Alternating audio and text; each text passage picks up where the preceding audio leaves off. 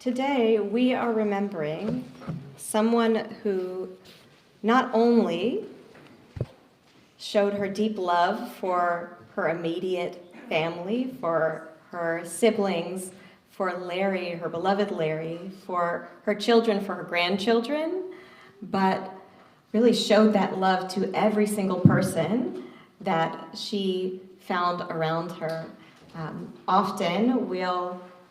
Often we'll start the service before the service starts with our Kriya ribbons, with tearing that ribbon as a sign of a broken heart, kind of in a quiet space of a family room beforehand.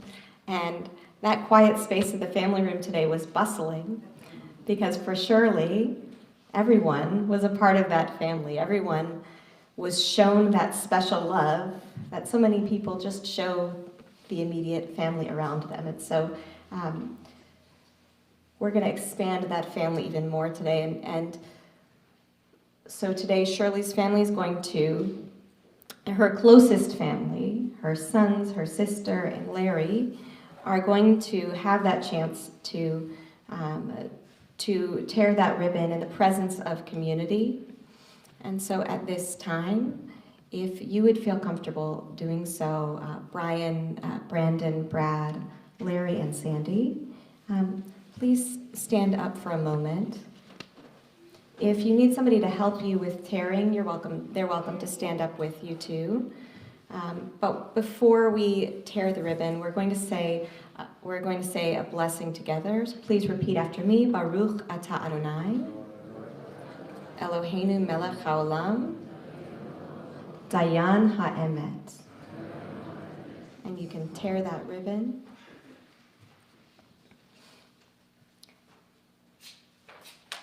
And at this time, you're welcome to sit down.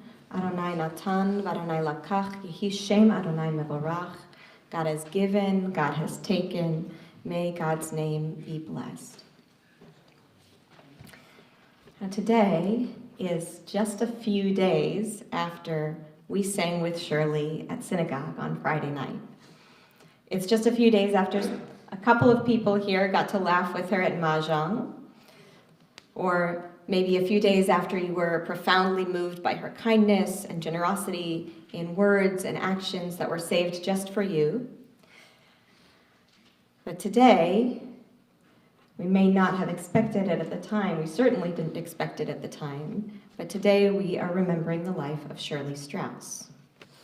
Today, we reflect on how her actions guide us on the right path, on how we might use our favorite memories of her to comfort us in the days ahead, how we might learn from the pure goodness and kindness that were the pillars of how she spoke and acted in this world. As the psalmist in Psalm 23's cup runs over, we acknowledge the great privilege that we've had in knowing Shirley.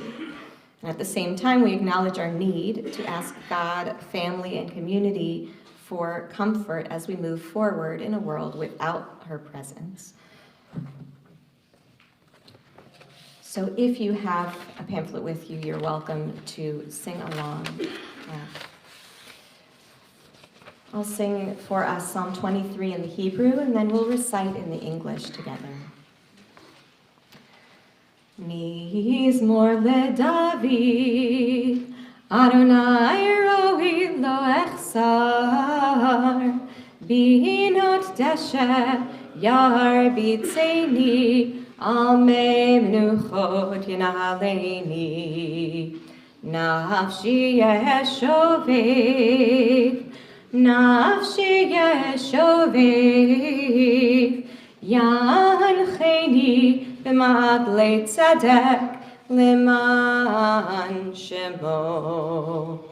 Gam ki eilech begeit zalmavet lo yirara, ki ata imadi shiftecha umishantecha shiftecha umishantecha hema yenachamuni taroch lefanai shulchan taroch lefanai shulchan taroch lefanai shulchan neged sorerai dishanta vashemen roshi dishanta vashemen roshi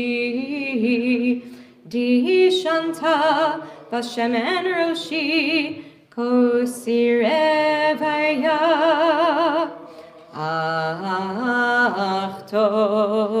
Achtov v'chesed yirdefuni kol yemei chayai v'shavti beveit Adonai v'shavti beveit Adonai leorech yamim. Please read with me in the English, a Psalm of David. Adonai is my shepherd, I shall not want, giving me repose in green meadows, leading me beside the still waters to revive my spirit, guiding me on the right path, for that is God's essence. Though I walk through the valley of the shadow of death, I fear no harm, for you are with me. Your staff and your rod comfort me. You prepare a banquet for me in the presence of my foes. You anoint my head with oil, my cup overflows. Surely goodness and kindness shall be my portion all the days of my life, and I shall dwell in the house of Adonai forever. Whether through Shirley's cheerfulness, kindness, hard working ethic, accomplishments, or the great love she shared with her family and especially with Larry, Shirley exemplified the biblical Eshet Chayil, the woman of valor. So we'll read also in your pamphlets from Proverbs 31, the poem Eshet Chayil, the woman of valor. What a precious find is an Eshet Chayil, a woman of valor. Her worth is far beyond rubies. Her husband puts his confidence in her and lacks no good thing. She is good to him, never bad, all the days of her life. She opens her hands to the needy and extends her hand to the poor. She is clothed with strength and splendor. She looks to the future cheerfully. She opens her mouth with wisdom. Her tongue is guided by kindness. She oversees the activities of her household and never eats the bread of idleness. Her children come forward to bless her. Her husband praises her. Many women have done superbly, but you surpass them all. Extol her for the fruit of her hand. Wherever people gather, her deeds speak her praise. At this time, we'll hear some of the stories of what made Shirley the incredible human being she was. We'll start by hearing from Brandon. and then we'll hear from Brad, Brian, and Sandy, and then I'll say a few words, followed by some words by her granddaughter as well.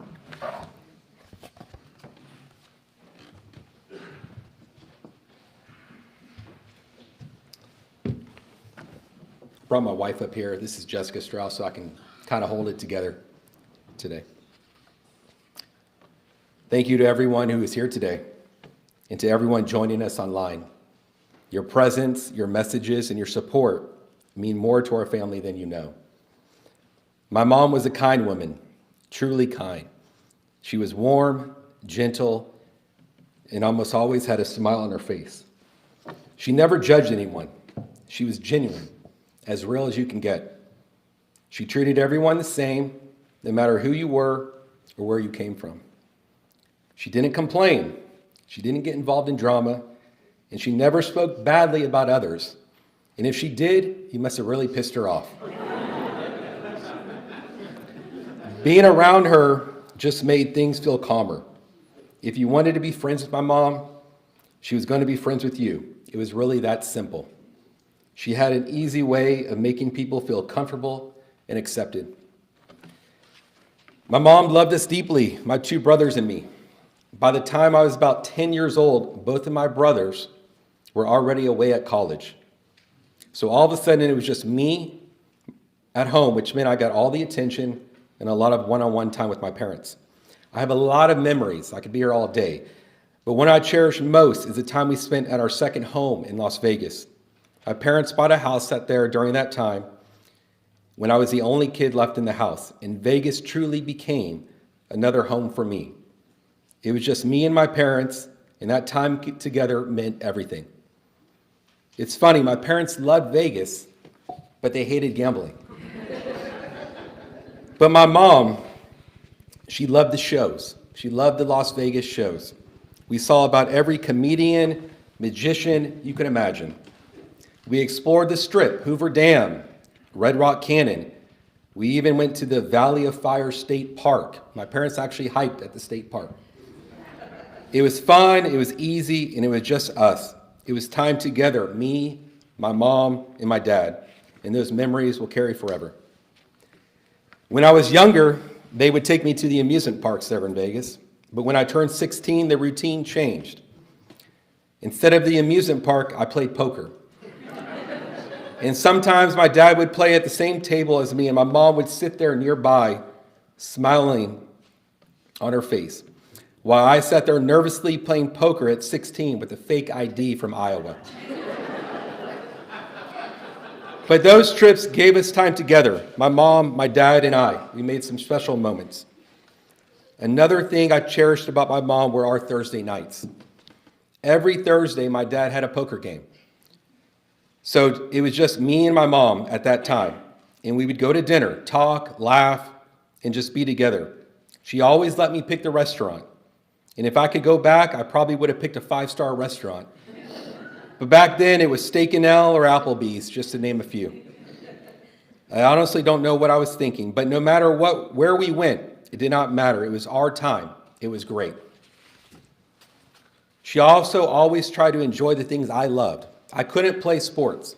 I tried, I couldn't play, but I loved the Cowboys, and she knew that. She knew how much it meant to me. So she would sit there and watch the games with me. She probably did not know a single football player on that team. But she did it, and at least she tried, because usually by the end of the first quarter, I would look over, and she would be asleep. But that was my mom. She wanted to be there. She wanted to share these moments with me. That is what she did.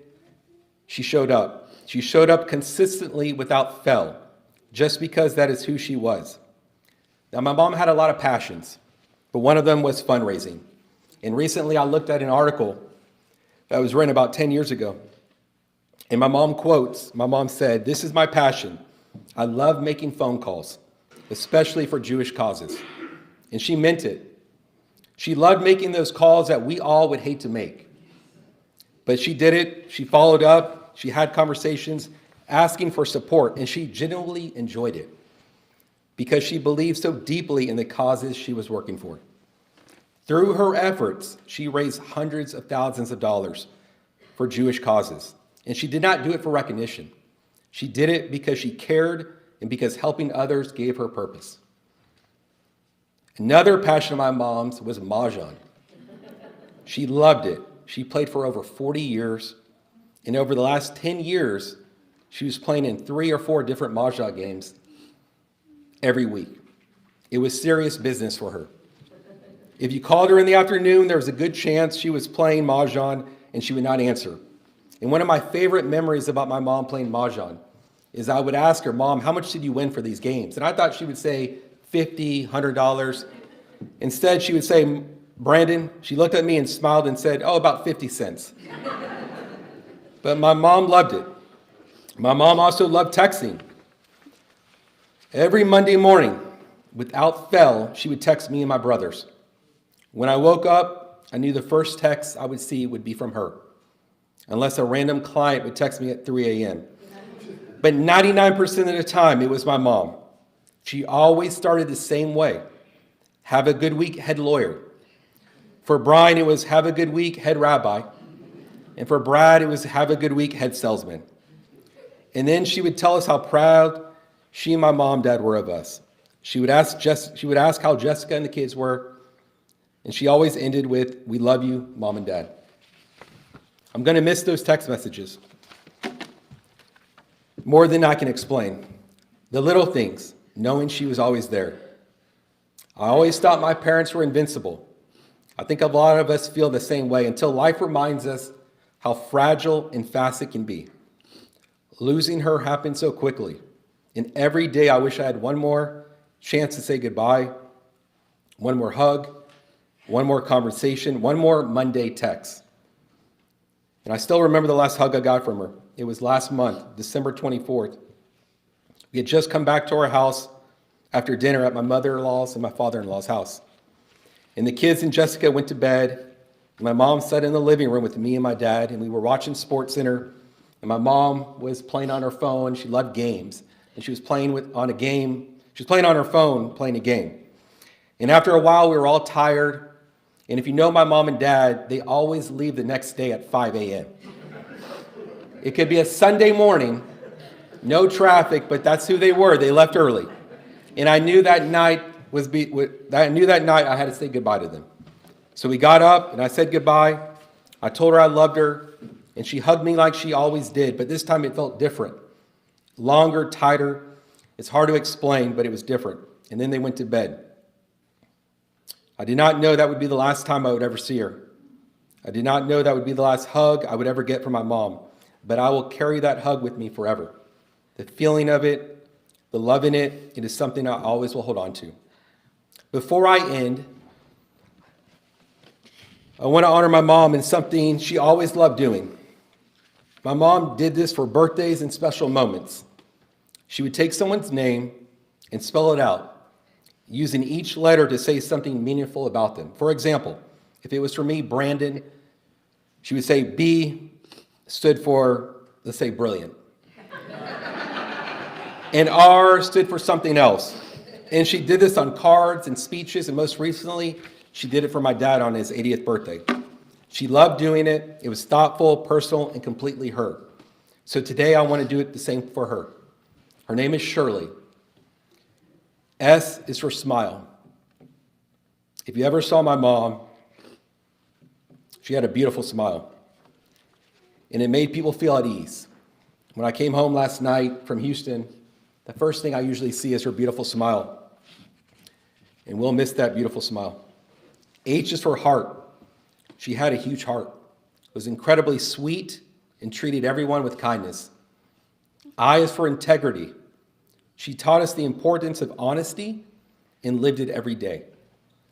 R is for relentless in how she cared and how she showed up to everything, the big moments, the small moments, and all the special events in between.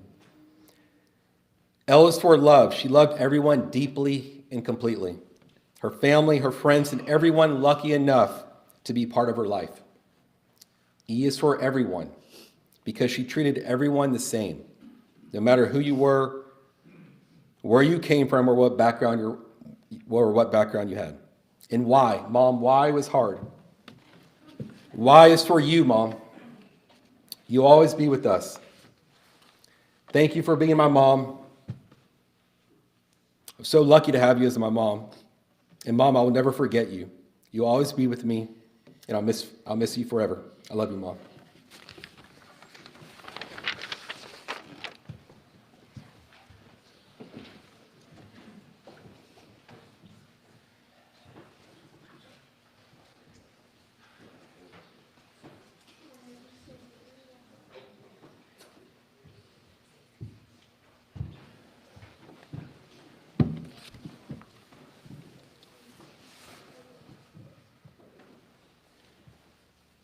Thank you all for being here today to remember my mom, Shirley.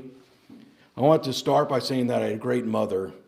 She was supportive, encouraging, and never negative. She believed in me, stood by me, and always wanted the best for me. I never doubted her love or support. Growing up, she was always there. She made sure my homework was done, helped me prepare for tests, and taught me responsibility in a steady, caring way. Homework always came before anything else. She drove me to sports practices, took me to tutoring when I needed it, and made sure I was where I needed to be. And she was also very adamant that I attended Hebrew school 3 days a week at Beth Torah, so I'd be prepared for my bar mitzvah. At the time, I didn't fully appreciate it, but today I'm grateful for the foundation she gave me. The support never stopped as I got older. It showed in different ways. As Brandon mentioned, almost every week I'd get a text from her. It would say something like, "Have a great week. We're extremely proud of you. How's work? How's your wife? How are the kids? It was so nice seeing all of you this weekend." It would always end the same way: "Love, Mom and Dad." Those messages meant more to me than she probably knew. She also influenced the way I approached my career. As Brandon also mentioned, my mom was never intimidated to pick up the phone and call anyone, especially when it came to raising money for the Jewish Federation. She believed in what she was doing and wasn't afraid to ask people to get involved and give. She took pride in that work and being named Solicitor of the Year. Watching that over the years stayed with me. In my career in business sales, I learned not to be intimidated, to pick up the phone, reach out to decision makers, and ask for meetings. My mom, especially loved Beth Torah. She was a regular at Friday night services for years. Her favorite part was the silent prayer, when she would quietly ask God to protect her children and her grandchildren. Family meant everything to her. She loved my children deeply. She was a great grandma. She was so proud of them and so happy to be their grandmother. It meant a lot to her that my daughters were home recently from college over winter break and were able to spend time with her one last time. That brought her a great deal of happiness. She and my dad did everything together. They supported each other, built their life together, and truly lived as a team. Watching their partnership taught me a lot about love and commitment. Above all, my mom loved her family. That love was steady and unconditional and has shaped who I am. I will miss her deeply, but I'm forever grateful for the mother I had. May her memory be a blessing.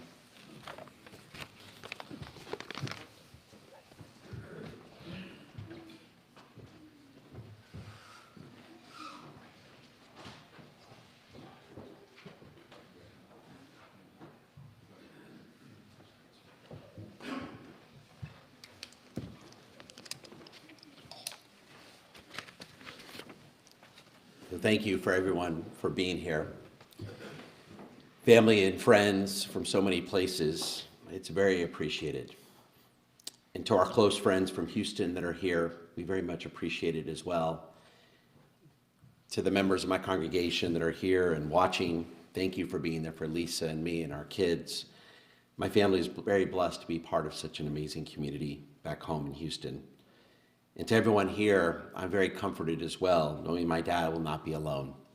I know all of us will continue to be with him, enjoy our time with my father, and to help him in the years ahead.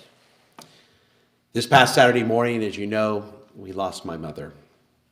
And on Shabbat, this past Saturday, we happened to read the words in the book of Exodus.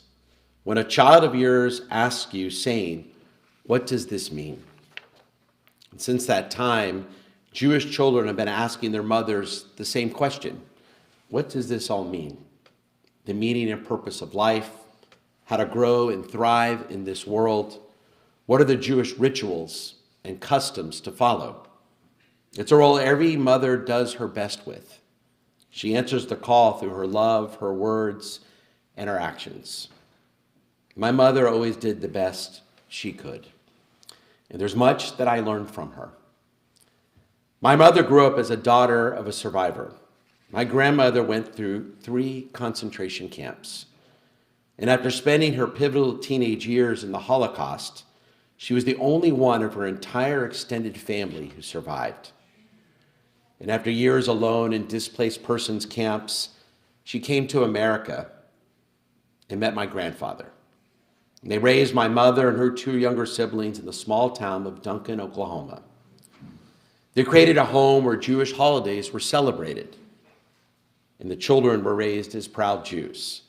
To get a Jewish education, every Sunday, they made the 90-mile drive to Oklahoma City. They went above and beyond to make sure my mother understood and cherished her religious heritage. My mother did the same for me. First and foremost, there were Friday nights. No matter how busy we were, we would make it to Friday night services. My mother found us a brand new congregation. We were the 13th family to join. And despite how small our synagogue, Beth Torah, was at the time, she made sure there was always a place for me as a child. She would sign me up to read an English prayer or lead a Hebrew song. Sometimes I even got to open the backside door, l'charudi, for the Sabbath bride to enter. And then at the end, come up to the bima for the kiddush with the other children. All of us holding the small cups of grape juice that my mother would help pass out. Now, after services, we didn't have your traditional Shabbat dinner. Instead, we would usually go through the Burger King drive-thru for Whoppers and milkshakes. Not the most kosher meal. And let's just say cooking was never my mom's specialty. But as a child, wow, I got to participate in something so important as a service and then get a milkshake on the way home. It left quite an impression on me. I also liked that I often got to invite one of my non-Jewish school friends to join us, to be part of our Friday night Strauss experience. And my mom made sure I was the one to teach them what was happening at services. My mother did her best to welcome my friends, make them feel at home, and made sure they too had a positive Jewish experience. Remarkable considering that my mother's first interaction with Judaism was the Holocaust. And yet she always remained upbeat and optimistic about our people's future, the security of the state of Israel, and the importance of getting involved in the community. Because most importantly, she gave me a strong religious foundation through her example. Our small synagogue was the kind where everyone pitched in. They had to, and then my mother did. From volunteering at sisterhoods programs to laying out the food for the onegs after services. One of my earliest memories was her adult bat mitzvah. There she was, busy raising 3 boys, working at the same time, and yet she would study with the rabbi and the other women on a weekly basis. I remember how proud she was to help lead services and read Torah for the very first time. I was able to see that Jewish pride again when I told her that I had gotten accepted to rabbinical school. Her commitment to Jewish life had paid off. I know she only wished that her mother would have been alive to see it. Fortunately, this summer, just a few months ago, Lisa and I got to visit the small shtetl in Poland where my grandmother was born. We found my grandmother's birth certificate and visited the ruins of the small synagogue where she was raised. I'm very thankful I got to share that experience with my mother just a few months ago. Today, Lisa is wearing a menorah charm passed down from my grandmother to my mother and now to Lisa. And my grandmother and my mother are definitely smiling from above. When I brought Lisa into the family, my mom welcomed her and her family with open arms. And she did with all of her daughters-in-law and their families, doing all she could to demonstrate her support. Who could forget her introduction to the entire family at our rehearsal dinner? Instead of a traditional toast, she passed out lyrics to a song she made up called "Take Me Out to the Synagogue," to be sung to the tune of "Take Me Out to the Ball Game." Fortunately, Lisa had already agreed to marry me. But we all knew that was my mother. It was her way of showing her full embrace of Lisa and the life we had chosen. What mattered most was the love behind so much of what she did. Sweet, warm, kind to everyone, to Lisa's family, my lifelong friends, to so many of our friends in Houston. To everyone she met, she welcomed all with her cheerful embrace and words of encouragement. She knew no other way. And then later on, she became a savta to 10 grandchildren. Always excited to see her grandkids, happy to help, never saying no to any opportunity to be with them, just excited to be a savta. And she always cherished the chance to have them over, take them to buy small toys or play games with them on the floor. The grandkids enjoyed spending time with her, and they always liked it because she had an endless supply of candy and cookies. My mother never forgot a birthday. At least 2, sometimes 3 weeks ahead of time, you would get a card from her. So early that sometimes you didn't even realize your own birthday was coming up. Now, whether it was an anniversary, birthday, or graduation, inside the card was normally her trademark $100 check. But sometimes she liked to mix things up a little bit. Instead of the check, there'd either be a $25 gift card to Starbucks, Target, or if you were lucky, a Chevron gas station. When anyone made a post on Facebook about her grandchildren, she was always the first to comment. Always, no matter how late at night or early in the morning it was. And over the next few days, she would usually comment multiple times on the same post, usually with the same comment. But again, it was her way to show him how much she really loved all of us, especially her grandchildren. She was family-oriented. We all meant the world to her. And she loved bragging about her kids' accomplishments, her daughters-in-law, and especially the accomplishments of her 10 grandchildren, full of so much pride in every one of their big moments.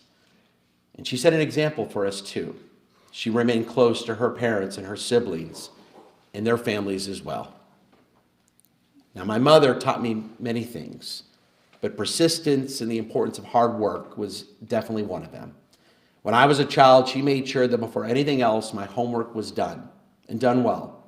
She had been a strong student herself, and it mattered deeply to her that we succeed even more in our own academic pursuits. She knew that the ultimate characteristic of success was persistence. No matter how the task, big or small, my mother always seemed to do the best she could. Rarely giving up, she was determined to make sure the job was completed. And it's no wonder that she was a tireless fundraiser, known here in the Jewish community as the Master Telephone Solicitor. She raised so many donations for Jewish organizations like the Federation, Dallas Hebrew Free Loan, B'nai Zion, and of course Beth Torah. I should have put her to work for my synagogue. Her contributions were publicly recognized when the Federation named her Campaigner of the Year in 2012, and at a luncheon when Beth Torah's sisterhood made her a Torah Fund honoree in 2014. And at the event, what made her most happy was when her grandchildren came up to say the Hamotzi with her. My mother did it all, and always with my father at her side. It's amazing how they met. Towards the end of the Vietnam War, my father was stationed at Tinker Air Force Base in Oklahoma City, and he worked part-time at the front desk of a local hotel. And one early Sunday morning, an older man passing through asked if he was Jewish. After my dad answered yes, the man disappeared. A few hours later, at the front desk, he received a call from another man asking if he wanted to travel 90 miles south to have dinner with his Jewish family. My dad politely turned down the invitation.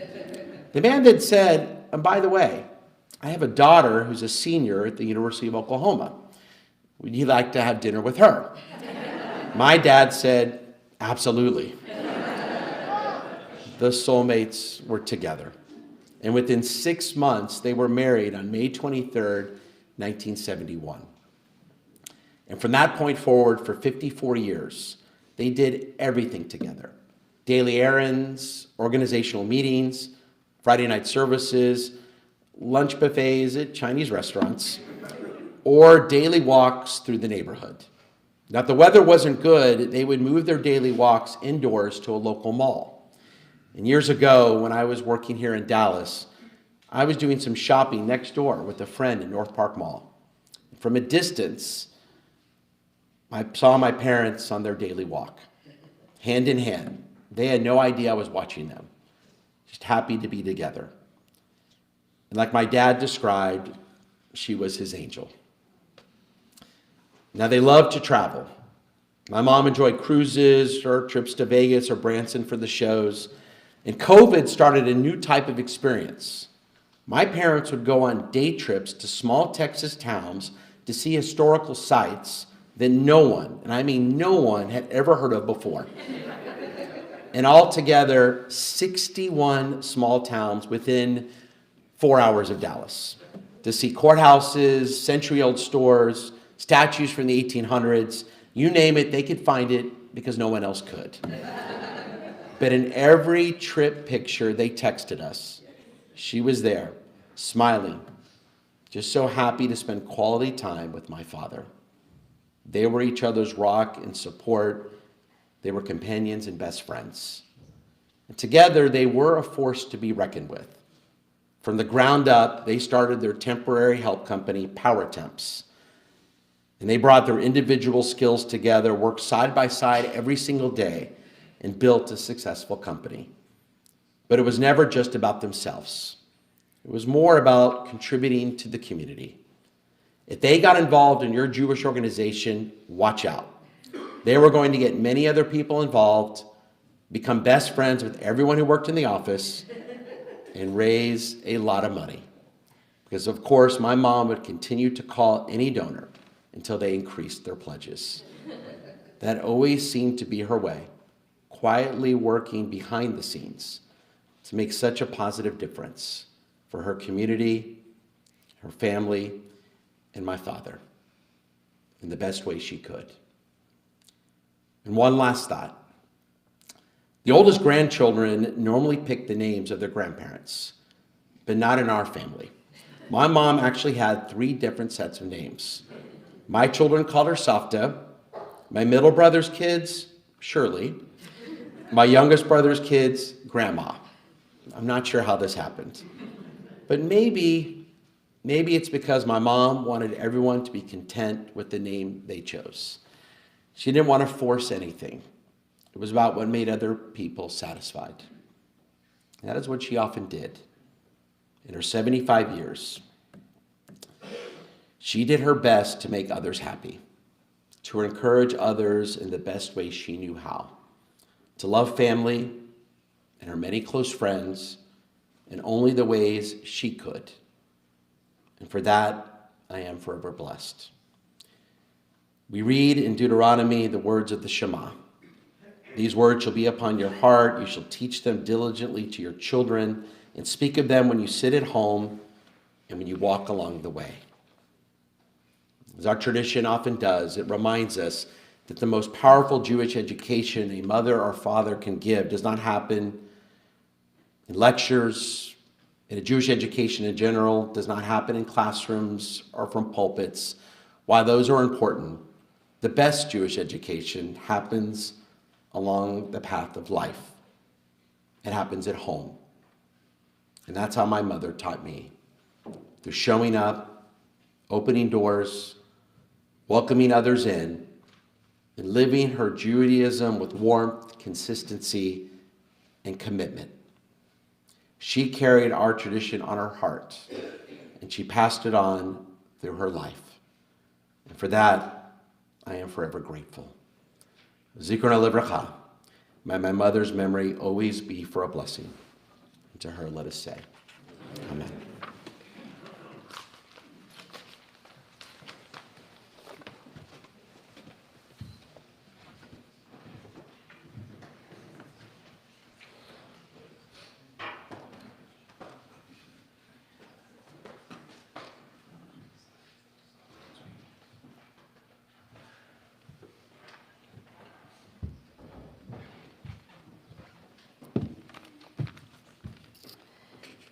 I'm Shirley's sister, Sandy. I live in Houston, and thank you all for being here today. Shirley is the oldest in my family, and I am the youngest. We have a brother, Stephen, in the middle. I am speaking today for Stephen and I. Steve lives on the East Coast, and due to the weather, could not be here today. My sister was the best sister anyone could ask for. Shirley is 6 years older than me, but we were always very close. We shared a bedroom for several years when we were growing up. When she was in college at OU, me and 5 of my friends, all 13 years old, went to OU for the weekend. We went to a concert and to an OU football game. And we stayed in her dorm room. 5 girls, 13 years old. We definitely got to experience college life. I don't know how many college-age girls would want their little sister and several friends staying in their dorm room with them, but Shirley loved having us stay with her. We used to talk about it quite a bit.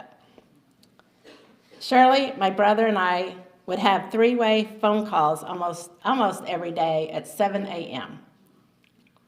Our joke was when one of us was going on vacation and would not be on the daily call, the other 2 would say they would talk about them while they were on vacation.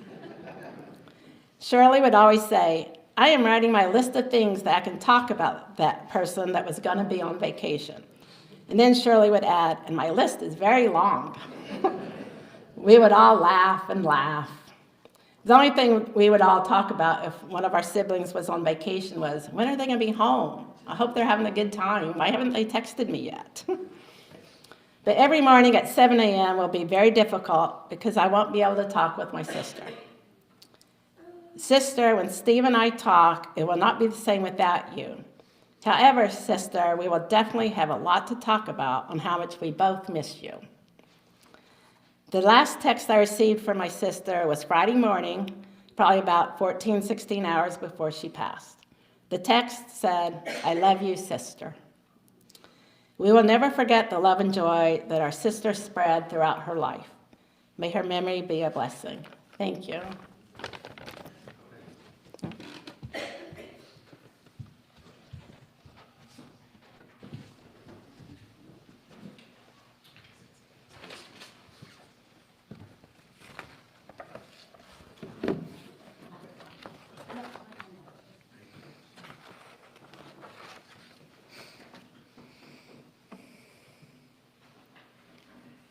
Thank you, Brandon, Brad, Brian, and Sandy. This past Friday night, as the cold began to creep in, Shirley and Larry showed up early to our service that was already scheduled for very early. They helped to set up the oneg, they sang through the Shabbat service, they reveled in their last silent Amidah together, and finally they cleaned up the food, checking with each person present to make sure that everybody was fed and happy, and of course asking if they wanted to take anything home. Even in her last hours, we got to benefit from the joy that Shirley Strauss found in serving God and her Jewish people. Even at the very end of Shirley's life, we got to benefit from the love that emanated from her towards everyone she encountered. In our Talmud, in Masachet Brachot, Rabbi Yochanan teaches, Ashrei, or fortunate is the one who was raised in Torah, who labored in Torah, who pleased the soul of our Creator, who lived with a good name, and who left this world with a good name. Sheniftar b'shem tov min ha'olam. in just that last day, with that final mitzvah of creating that atmosphere of Oneg Shabbat, of joy on our Sabbath, and with a mahjong game I have heard was brightened with her characteristic cheerfulness, Shirley truly demonstrated the kind of good name that she carried with her for all of her years. I can't tell you how many calls and texts I've received, how many meetings I've been a part of the past few days in which someone mentioned that just the other day or just a few weeks ago, Shirley brought her characteristic cheer to the room or enthusiastically stepped up to make that phone call for the sake of a mitzvah. Just as Shirley was raised in Torah, even in Duncan, Oklahoma, she lived a life of Torah and then spent her last moments immersed in Torah. Her name was good because Shirley herself was genuinely good. Not only did she joyfully fulfill the commandment to love God with all of her heart, her soul, with her whole being, she just as naturally fulfilled the commandment to love her fellow as herself. She played her love out in real action. At Congregation Beth Torah, she showed her love of God through her consistent presence in our synagogue space, especially on Friday nights, but also far beyond. She showed her love for community through finding ways to help whenever she was present. While others have shared her incredible, confident fundraising abilities, more recently I got to witness her enthusiasm for supporting her community through phone calls to check in with those who are either homebound or experiencing illness. She knew the power of a positive voice on the other end to offer real hope and comfort. With Shirley's genuine kindness and with her willingness to go above and beyond, she embodied the nachat ruach, the pleasing comfort of spirit that Rabbi Yochanan speaks about, aimed both towards God and her fellow human beings. Of course, Shirley's love was particularly palpable in the presence of her children, her grandchildren, siblings, and her beloved Larry. She was truly Larry's Ezer Kenegdo, a helpmate alongside him. Even for those of us who mainly saw them on Friday nights, it was clear that theirs was a relationship in which each enjoyed helping the other be their best possible self. They craved time together because they knew what good they could do as a team. In the life of mitzvot, they lived together, in the travel to exotic locations near and far, and in their ability to make everyday errands into valuable time spent together. They supported each other in our biblical call, whatever is in your power to do, do it with all your might. As we look back at a life that was filled to the brim with faith, love, and action, we learn from Shirley the possibility of making each and every moment count, whether for personal enjoyment or for the sake of family or community, or even for the sake of God or Judaism itself. We strive to live out the ease with which Shirley simply treated each person she encountered with kindness, and then often took that extra step to plan a surprise for a loved one, or do a mitzvah with an extra few minutes. Just as Shirley started and ended her life in Torah, her life teaches us of the incredible potential that active love and faith can have in every nook and cranny of each and every day, of each era of our lives. Zichrona livracha, may Shirley's memory be for a blessing in the ways we live our lives moving forward, in the ways we greet others, in the mitzvot with which we fill our days, and in the ways in which we inspire and are inspired by the loved ones with whom we share our time and our space. Now I'd like to share some words from Shana Strauss on behalf of all of Shirley's grandchildren.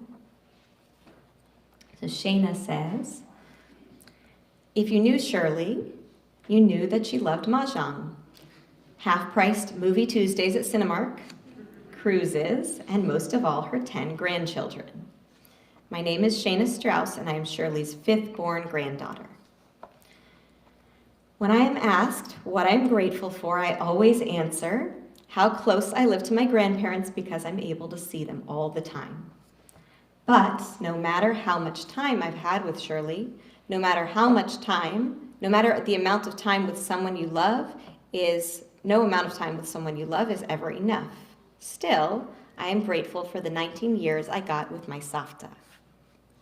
Although I am devastated that I could not be here in person, surrounded by my family, to help process the copious amounts of grief I feel and to honor the life of someone who meant more to me than words could express, I wanted to share some of the immense gratitude I have for my most amazing grandmother.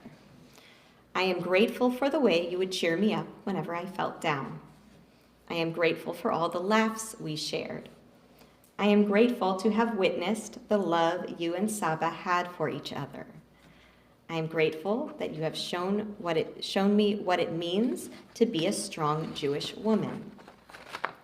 I am grateful for my childhood memories filled with playing in the Chick-fil-A play place, ring pops, and pool days when you would defend Saba's subpar barbecue, even though secretly you knew my complaints were valid. I am grateful for the lunches we shared where I would fill you in on my typical teenage drama, discuss our favorite contestants on The Bachelor, and share my overly strong opinions on politics.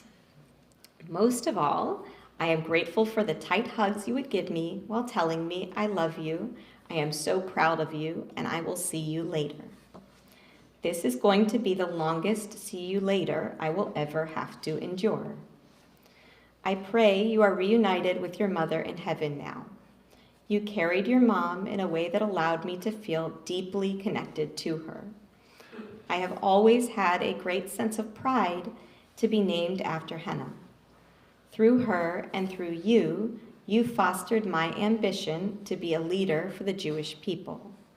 With every accomplishment I have made, we both thought of Hannah, and I feel comfort knowing that you are reunited. Now you will both be watching me together. I love you so much, Shirley. Zichrona livracha, may her memory be for a blessing. Thank you to all of Shirley's grandchildren and to Shayna. At this time, we will rise for El Malei Rachamim, for a prayer asking God to give shelter and comfort to Shirley.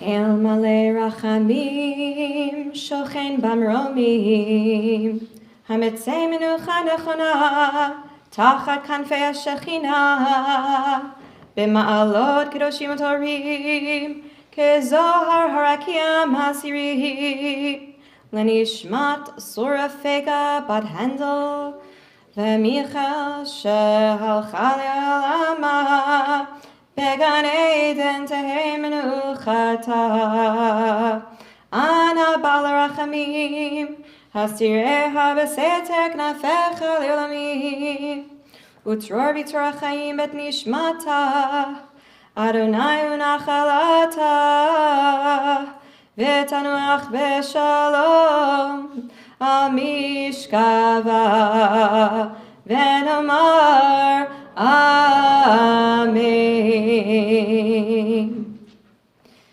Please read with me. Exalted, compassionate God, grant infinite rest in your sheltering presence among the holy and the pure to the soul of Shirley Strauss, who has gone to her eternal home.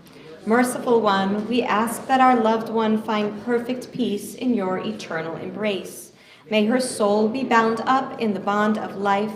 May she rest in peace, and let us say Amen. Just for a couple of minutes, you're welcome to be seated.